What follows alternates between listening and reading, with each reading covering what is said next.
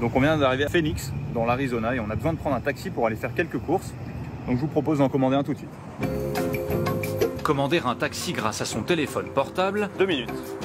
1 minute. Ok, je crois que je vois le chauffeur, il est juste là-bas. Ah, il arrive. Un geste devenu classique.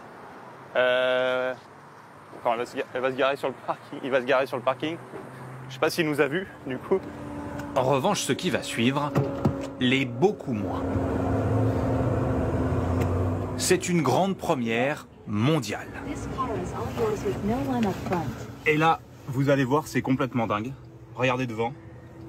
Il n'y a pas de chauffeur.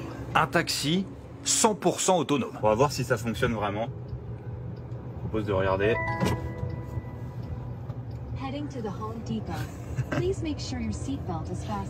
Moi, je suis pas très rassuré. Il faut dire qu'observer un volant tourner tout seul pour sortir d'un parking, c'est plutôt déstabilisant. Et cela devient même impressionnant quand la voiture atteint rapidement sa vitesse de pointe, 45 miles par heure, 70 km/h. On double régulièrement des gens en fait. La voiture ralentit tout doucement et elle va s'arrêter juste derrière ce 4x4, tranquillement. La conduite est souple, les premières impressions sont bonnes. L'arrivée au magasin se fait sous les regards, perplexes des passants. Mais notre voiture s'est garée derrière le véhicule d'un client, gênant l'ouverture de son coffre.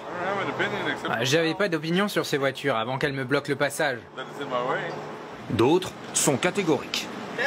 Jamais de la vie. Vous feriez confiance à cette voiture? Non. Ces taxis sont équipés de lasers, caméras et radars. Ils permettent à la voiture de voir à 360 degrés sur 300 mètres. Démonstration avec ces 2 écrans situés à l'arrière. On n'a pas seulement le plan, on a aussi toutes les voitures qui sont représentées par des petits blocs. Il y a même les piétons. Regardez, on en voit un ici. Et il est, du coup, là. Le service est testé dans les rues de cette ville américaine depuis plusieurs mois.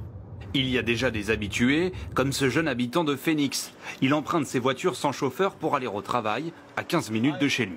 Je la prends presque tous les jours. C'est moins cher que les VTC. Il économise quelques dizaines de centimes par course.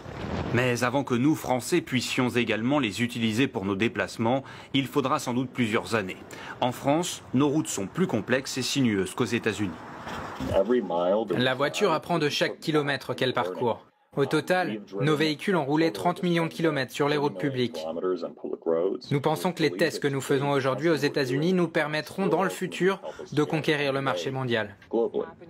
La concurrence est rude, de nombreuses entreprises américaines testent leurs voitures autonomes. Et pour le moment, elles n'échappent ni aux accidents, 130 aux États-Unis depuis 1 an, ni au contrôle de police.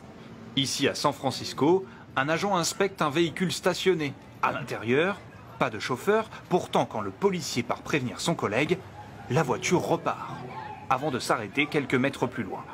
Sous l'œil amusé de témoins, les 2 policiers finissent par comprendre, il s'agit d'une voiture autonome.